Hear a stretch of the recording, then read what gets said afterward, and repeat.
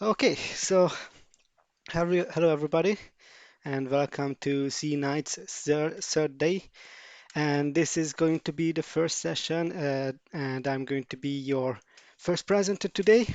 I'm Peter Folhazi, and I'm going to be brief. I'm going to talk about my story, my American dream, and the reason why I chose this topic for today, even though I like to talk about very technical, very deep technical topics. So the reason is because uh, right now everybody is, or most people are so down because of the pandemic, because of the quarantine, and I thought that people need motivation. And I'm the type of person who is always happy, who always positive. So why don't I share something from myself and from my positive thinking? And I hope that you're going to like this presentation. I hope that you're going to be inspired by my story. So, let's get it started. In 1994, I was turning 9 year old, and that's the year I call the year of games because I was playing a lot of computer games in that year with my neighbors, and especially with one of my neighbors, my childhood friend. And I'm pretty sure that you can recognize all or most of these games yourselves as well if you were a gamer at that time.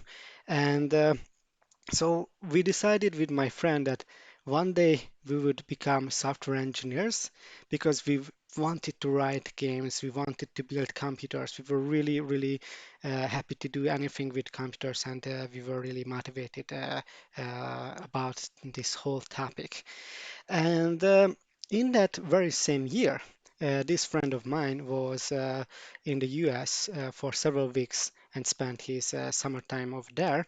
And he told me about a lot of stories. He told me about what the Black Widow spider was.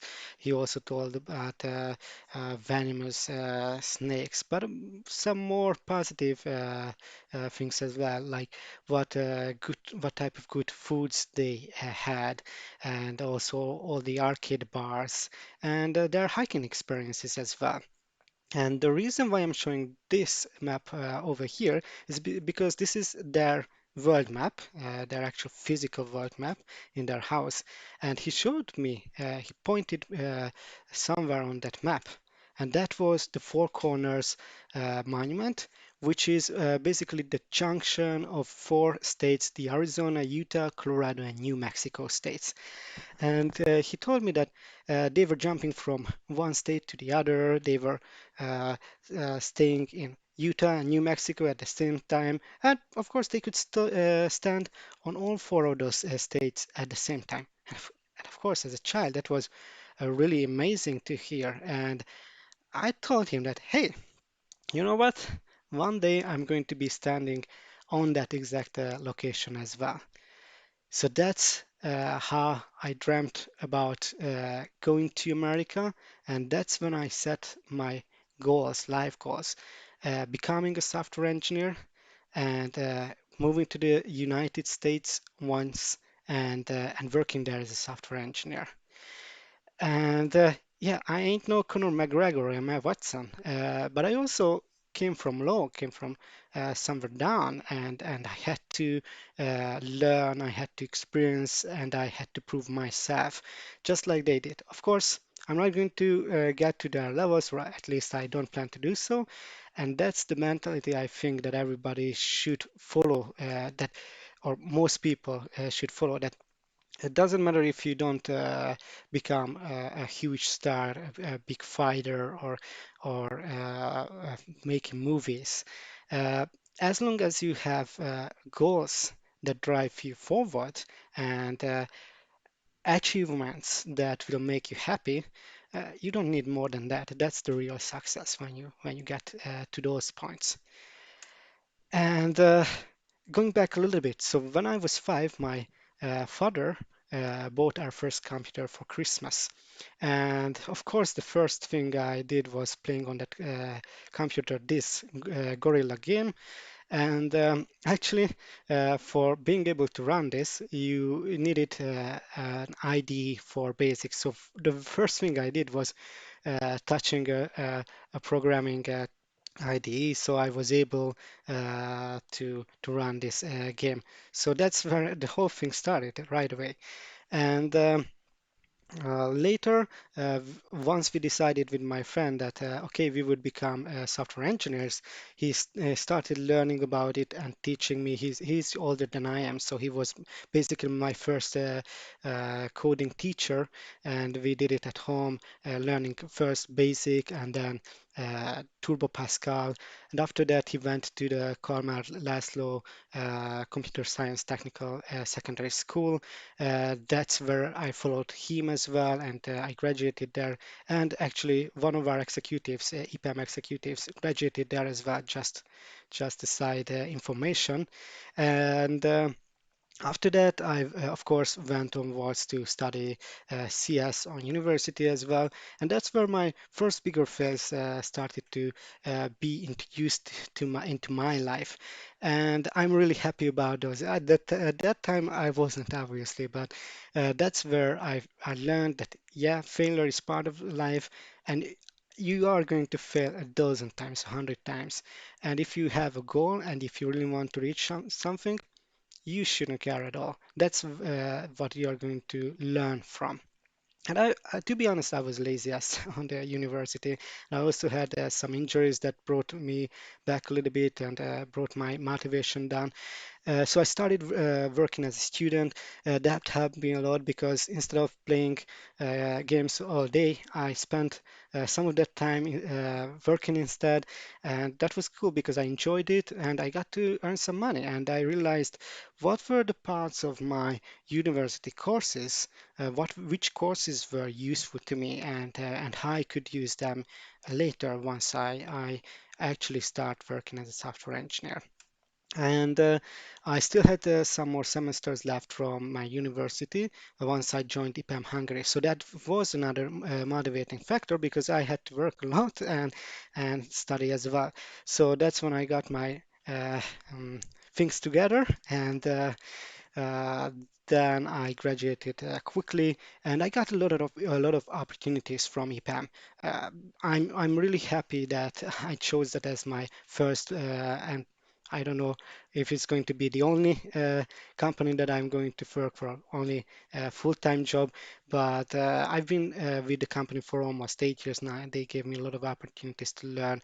There were a lot of very, very good people to learn from to get motivated by and to have a lot of good times, not just in the workplace, but on the ground and all these different pubs and sport activities. So because of all this, of course, the opportunities were given to me and I lived with those opportunities. I put in a lot of effort, and because of that, I became the fastest growing test automation engineer in EPAM Hungary. And as far as I know, I'm still one of those fastest in global EPAM. And I got to, so people got to know my name. I got to know the others as well.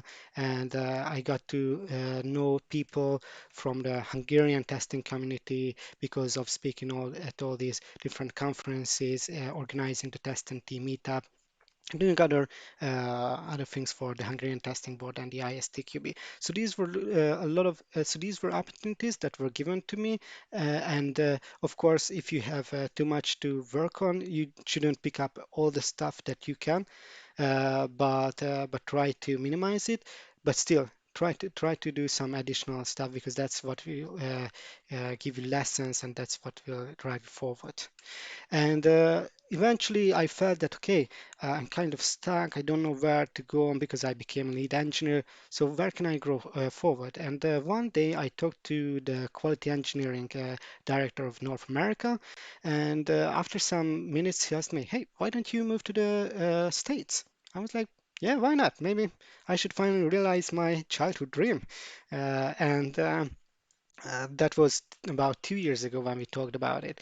So I started interviewing to several different projects and clients, and I had a lot of failures here as well. And of course, it was really frustrating because for 6 years I didn't interview to any company, so I was kind of a noob in interviewing. I didn't didn't have the experience in it anymore. Even though I was interviewing others, I was bad at as an interview myself. So I first had to learn, okay, what were my mistakes? Have a list of how I could improve my way of interviewing. What are the typical questions, and so on. And also, I felt that I'm lacking some knowledge for example, in Java, I didn't have the knowledge that would have been satisfied with at that time. So after that, there were projects where I did well, or interviews I did well, but it turned out that okay, they wanted someone with a different set of knowledge, set of experience. That was fine. Then I went to London to work there for 2 months for a very important, very high priority project, and that gave me again a huge boost of motivation and self confidence because I was the first quality engineer for that client, for a new client, and it was a very successful relationship. Actually, I'm still having a good relationship with three of them from that project, from that client. So I was really happy to do that project. And later on, there was one more project where I did really well, but I couldn't go there immediately, and they needed someone as soon as possible. So uh, it was really frustrating because the months passed by, and I also put it on hold for a little bit to think it over what I really want, and then I resumed my attempts at getting to the US, and then I finally succeeded. And then everything went quickly. If you thought that, okay, now I could just lay back, no way. I had to do a lot of stuff to get my visa, so um, arrange everything at home, saying goodbye to my wife, to my family, to my friends, a lot of pubbing and home parties or just simple meetings, and yeah. After that, I flew to the US, and still it didn't stop. There was a lot of administration there as well, finding an apartment, buying a car, getting the driver's license, even though I already had a driver's license in Hungary, nobody really cared about it. Then a trip back to Hungary to be the best man for another childhood friend to whom I promised that I would be there at his wedding, no matter if I moved to the US or not. And then arranging everything for my wife so she could get to the US as well, and still being 100% productive because I had to do the whole thing while working during the day, so it wasn't easy. But I must say it was worth it, absolutely worth it. And when you prepare for an exam for, let's say, 2 or 3 days or a week, then you are really happy when you succeed, or you have a project release, you prepare for it 3 months, and then you succeed, and everybody is happy. Then you are really proud of yourself. Or you run the marathon, and you've been preparing for that for a year, and it's your first marathon. Then you will say, yeah. I did it. That was really worth it, even though it was really painful for 1 year preparing for it, and the running itself was very exhausting and painful, but I did it, and I'm more because of that. And just imagine waiting 25 years to get to the US.